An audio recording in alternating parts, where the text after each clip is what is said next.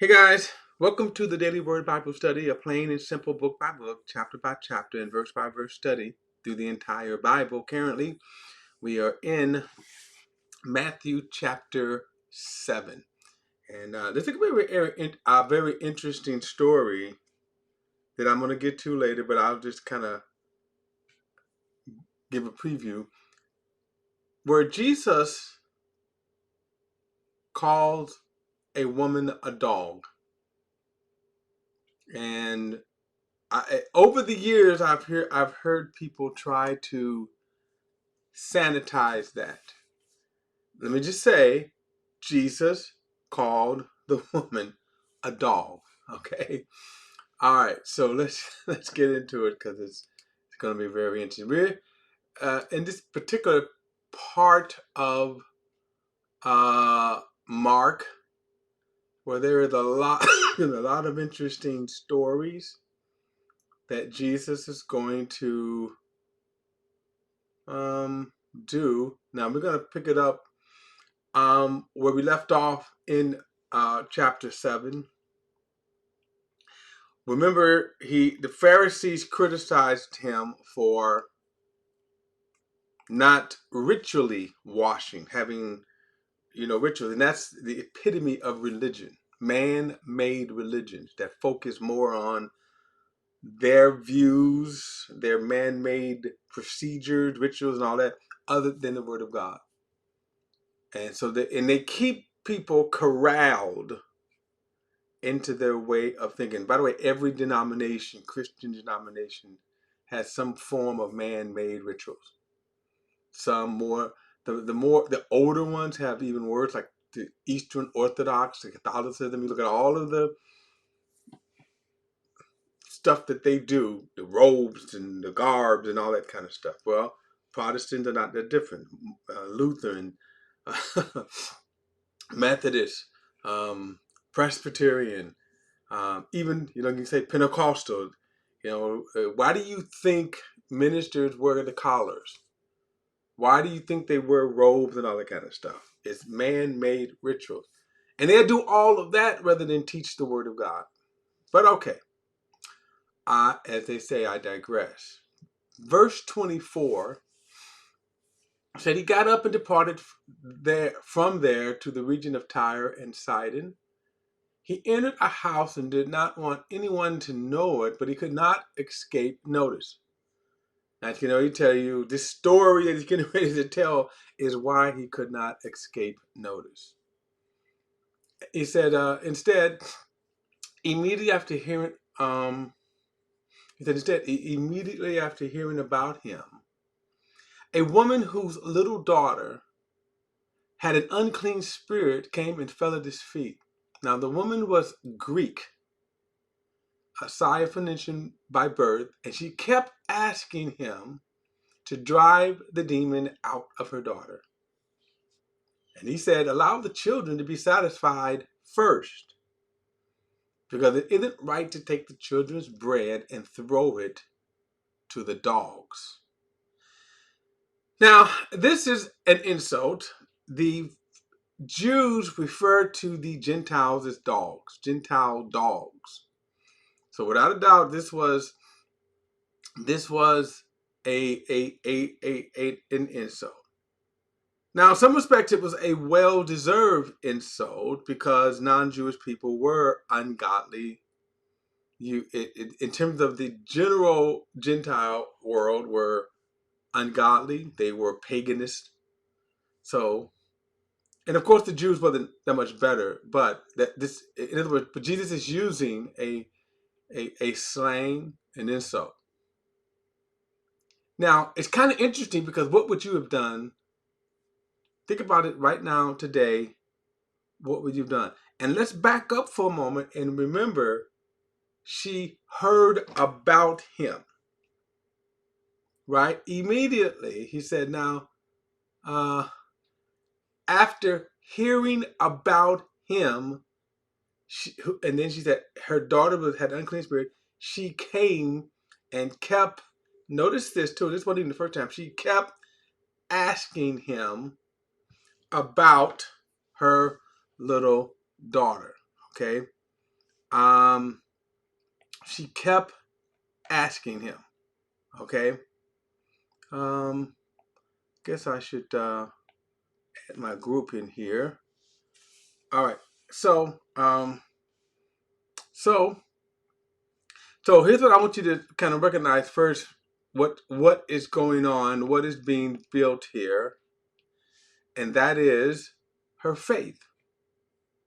So let's kind of go back and stop because I want this story it is amazing to me. What what do you what do you think she heard? Well, obviously, what a lot of other people were hearing, that a lot of people were hearing, he was a healer, he was a miracle worker, he was the Messiah. Um, but in this case, mostly she was hearing about him that he was a healer. So she came. And all the stuff that was going around, she heard, and so she came. She had one objective. She wanted to get her daughter healed, and he was the man that was going to do that. And you also should know that she was a Gentile. So she was a Greek, a Gentile. So then he said, allow the children to be satisfied first, meaning the children of Israel. And if you look at other, like stories, one when Jesus said, I am not sent, but to the house of the lost sheep of Israel." In other words, when Jesus came, his primary focus was to Israel. So when he says this, because it isn't right to take the children's bread and throw it to the dogs. But she replied to him, "Lord, even the dogs under the table eat the children's crumbs." See, even the children eat, even the dogs eat under the table. Even the dogs under the table eat the children's crumbs. Then he told her, "Because of this reply, you may go. The demon has gone out of your daughter." And when she went back home, she found the children lying on the bed and the demon was gone. So she walked away with her faith. Now, I think Matthew give more details, okay? And then Mark doesn't give many details because he first tried to come, and say, you know, son of David, and then he just ignored her. Okay, but notice that she was unwavering in her faith, even though she was insulted. Like I said, how how many people would have walked away? If you remember a story in the Old Testament, Naaman, um, Elisha, the prophet, uh, who was again famous for being a prophet who did miracles. Right, he did miracles. His predecessor Elijah did miracles. Naaman was a Gentile who his servant was sick. No, I'm sorry. Naaman had leprosy. And so he had a slave that was an Israelite. And she said, if my master would go to Elijah, hey, he would be healed. So based upon that, she went and came to Elijah, and Elijah did not even come out, but said, "Go wash into the river Jordan, I think 7 times." But watch this. He was mad, and he walked away. He's furious. Like, Jordan? First of all, this dude would not give me the proper respect to even come out and greet me, a dignitary. And then he's going to tell me to go to wash in the river of Jordan. And he lists all these greater rivers, okay, that he said, I can wash in them and be clean. Why do I have to wash that? So then his servant said, well, if he had told you to do something great, wouldn't you have done that? So why not just go and wash? And he went and washed 7 times and came back healed. Now, the point I want to say that he walked away, he was angry when he walked away. This woman, by the way, she said, look, this um, this man has the power to heal. Whatever you want to call me. Okay, if you want to call me a dog, you know, bow wow wow, yippee yam, okay? Okay. All right. So verse 31. After leaving the region of Tyre, he went by the way of Sidon to the Sea of Galilee. So he's up, around the regions where he grew up north, the northern part of Israel. He says through the region of Decapolis. And they brought to him a deaf man who also had a speech difficulty and begged Jesus to lay hands on him. So he took him away from the crowd privately, and after putting his fingers in the man's ears and spitting, he touched his tongue. Then looking up to heaven, he sighed deeply and said to him, if that, okay, that is, be open. And then it says, immediately his ears were open, his speech difficulty was removed, and he began to speak clearly. Then he ordered them to tell no one, but the more he would order them, the more they would proclaim it. And they were extremely astonished and said, he has done everything well. He makes the deaf people hear, and the people unable to speak talk. Um, so again, now sometimes it's always kind of wondering why people might say, well, why did Jesus touch his touch his tongue? Like why did Jesus, why did he heal that way? And I mean, we're not necessarily specifically told why. We could probably surmise that when you do these kind of odd things, then how would you explain the healing other than the miracle? In other words, what logic or what scientific anything would you think that by putting, his fingers in his ears and his spitting, that would affect healing, right? That would affect healing. The reality is there is no reason for it. Okay, there is no reason for it. All right, let's slip over into chapter 8. First one says, in those days there was again a large crowd, and they had nothing to eat.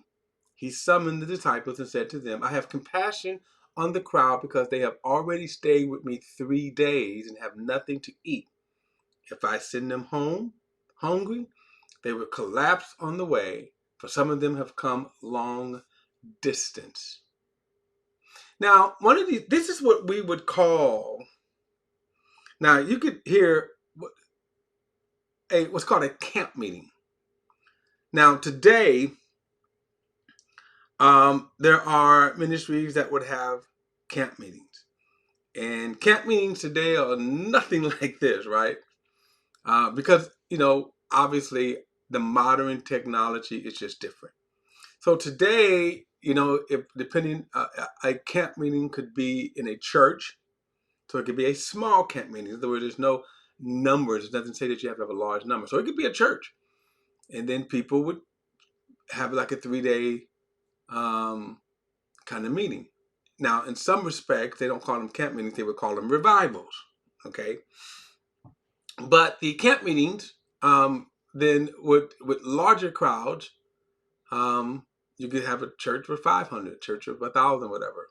Then you have church that rent facilities. Now, again, remember, these facilities in itself was not available, and especially when you think about certain regions, okay, they wasn't available to them. But today we would have, you can rent big auditoriums, stadiums like that. And then if you were very popular, you would have people from all over the country and then even other nations. They would come, they would stay in hotels.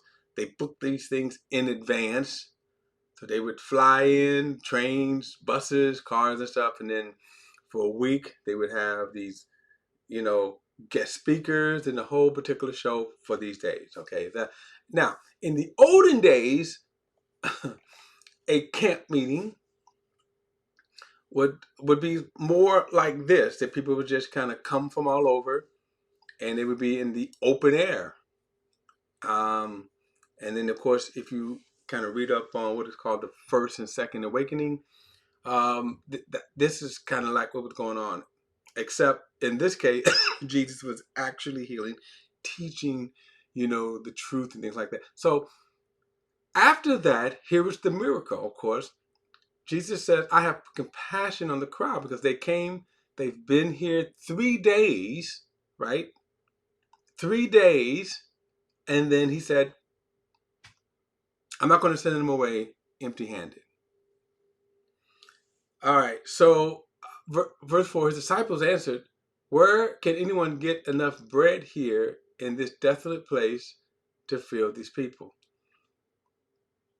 Now, another thing is always funny about this is that he's already fed the 5,000. And again, remember, just like as we're going to see, they're only counting the men. So you could even maybe triple the number because you have people with children, of course, of various size families, 1, 2, 3, 6, whatever. So at this point, you're talking about 12,000, 15,000 people that's assembled here. And again, sorry, ladies, that they only counted the men. The women wasn't that important. Just sorry. In fact, some of the stories is that they would be waiting around if a woman was pregnant and was giving birth. Everybody would just wait around, exciting. And if it was a boy, everybody would be like, oh, yes, yes, carrying on the male seed here, the family name, carrying on the family name. Now, if it was a girl, be like, oh, okay, well, everybody would just go on, okay. Okay, that's just the times, right? It was just the times. So he asked them, how many loaves do you have? He said, 7, they said. He commanded the crowd to sit down on the ground. And taking the 7 loaves, he gave thanks, broke the loaves, and kept on giving to them, to the disciples, to set before the people. And they served the loaves to the crowd. And they also had a few small fish. And when he had blessed them, he said these were to be served as well. And then they ate and were filled. And they collected 7 large baskets of leftovers. And about 4,000 men were there. He dismissed them, and immediately he got into a boat with his disciples and went to the district of Dalmanutha. Manatha. Okay. Now, again, some of the most interesting about these stories here was, one, notice, so you had this crowd anywhere from 12 to 15,000. And then they all not just ate. If you've ever been to a banquet, many of us have, they just give you one plate. You don't ask for seconds. One plate. One serving, as they say. And usually they were serving size. That's it. They ate.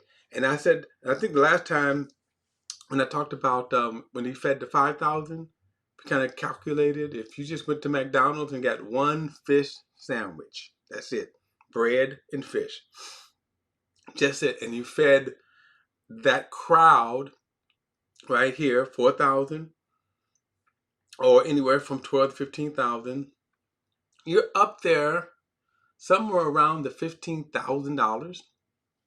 Okay, that's what you would spend, and then it'd be larger as you go up and count the women and children.